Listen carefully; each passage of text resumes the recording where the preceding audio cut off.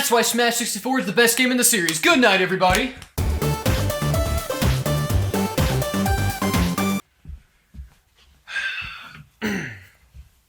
I still have points to make. Super Smash Brothers! We all pretty much know what the series is at this point, but let's go back and remember a time where this wasn't really a thing.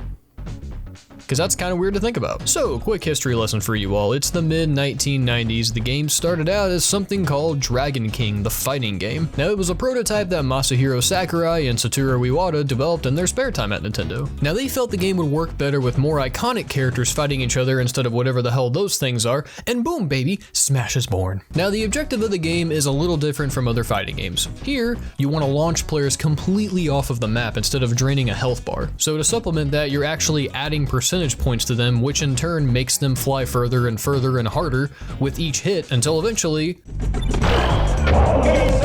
that happens. It's a really unique fighting system, and still to this day, it's really only done well by Smash. Now, yeah, there's been a couple other platform fighters over the years, but none of them really seem to have the same punch that Smash does. Get it, punch, because it's a fighting game? You're so funny, Jacob. So first, let's look at this box art. It's adorable. You know what really sells a game? Whenever you put Biff, Duke, and Zap on the front cover. That was a good idea. And then you got Mario over here, who clearly has no care in the world for electricity, and then Link looks confused on the side over there about whoever this pink ball is and this black ball. And Samus is in the back there looking like she just slipped up on a banana. I just love the happy-go-lucky laid-back vibe that this box art has. Like, it's not that serious. It's more of like a, hey man, you wanna fight? Instead of, now that type of feeling is present throughout this entire first game. Don't get me wrong though, it's not like this was never a serious fighting game, it's just a little more goofy than the games that came after it. And I'm okay with that. For instance, let's take a look at the character select screen. Yoshi! That is adorable. Oh, there's 8 main characters to pick from at the start. You got your Mario, the all-around punching and kicking boy who's got an affection for fire, Donkey Kong, who's a big monkey, and he's pretty slow, but he's strong and big. Link, who's the one sword fighter in this game who excels in long range attacks. Samus, who has one attack that too many people try to use and fail at it. Yoshi, who again is cute and adorable, but he will literally eat you to death. Literally. Kirby, who somehow always finds his way back on the stage even though I might have knocked him all the way off and he should have been dead, but nope, he's right there. Fox, who is quick and able to get out of pretty much any situation, and Pikachu, the combo lover's best friend. There's also 4 unlockable characters too, and spoiler alert, it's Luigi, Nescam, Falcon, Jigglypuff. Now Luigi's basically a clone of Mario, but he has the best move in this game, which is that. And then Ness is that one kid that you pretty much had no idea where he was from and then immediately became obsessed with this game once you found out where he was from. Captain Falcon is obsessed with speed and saying everything he does in a douchey tone.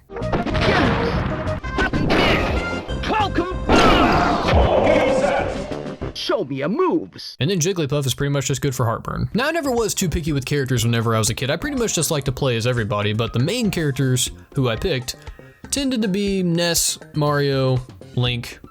Sometimes I played as Fox. The only reason I didn't want to play as Fox more is because my brother played as Fox, and it always annoyed me that I could never beat him as Fox. So I would just beat him as Ness.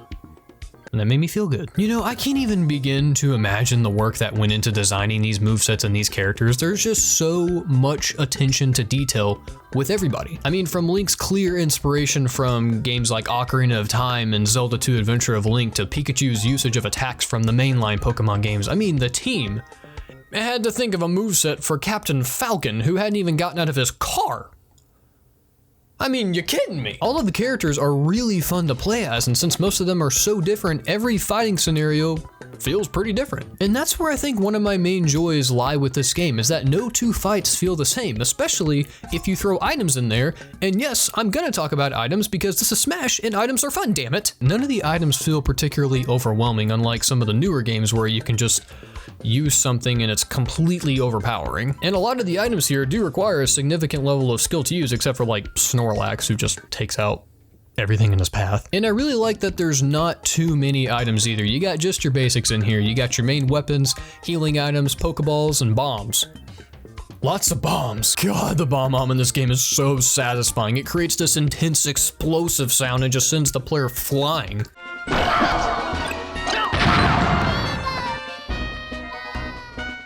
Oh, Oh, they felt good. Me and my friends used to just turn off every other item but bombs and then crank the item drops up to high and go nuts. Oh, it was great. The neighbors thought we were psychos. And speaking of psychos, this game has modes.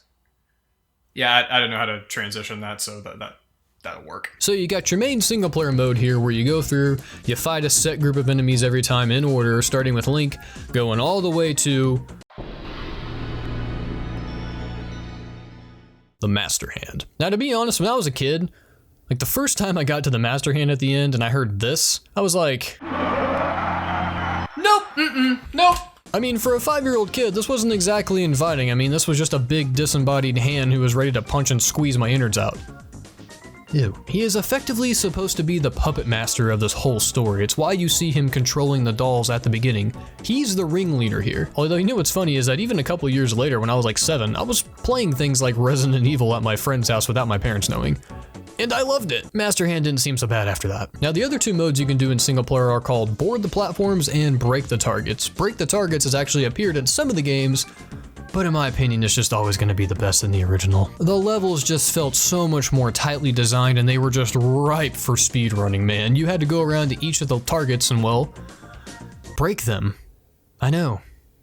Definitely needed an explanation. However, Board the Platforms is only in this game, and that blows. Now, just like Break the Targets, you run around a level specifically designed for each character, although in this one, instead of breaking things, you have to jump on each of these platforms before the time runs out.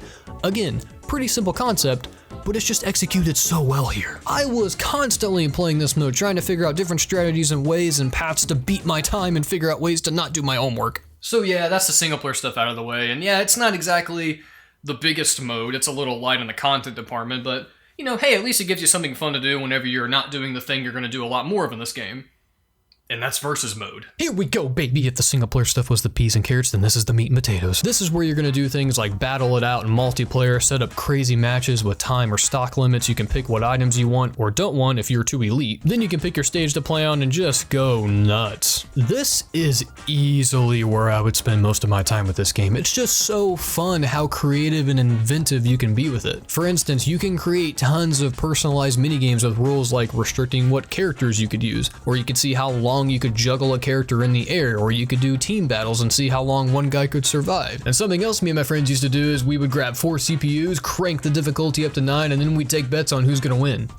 It was great. That's gotta be what I love about this game the most, is just the choice you have for so many things. It just opens up multiplayer gaming in a way that I had never seen before. And yeah, sure, basically every game in the series after it is just fundamentally better by design. You're not gonna hear an argument out of me about that. But I'm just always gonna hold a soft spot in my heart for this game because it effectively launched one of the most important franchises in all of video game history, and it's crazy to think that we are on the verge of having the biggest crossover of all time because of it. And just think, it all started here with that. That is an awful character model. Well, that's Smash for the 64. It was actually a pretty solid game for being the first in the franchise, and it did a lot to innovate, and it spawned this entire new genre, essentially. It's just crazy to think that we have Super Smash Bros. Ultimate coming out within just a couple of weeks, and I gotta say though, if you're from the future and you're watching this, then I'd like you to know that I hate you with every fiber in my being because you're playing that and I'm stuck here playing this crap.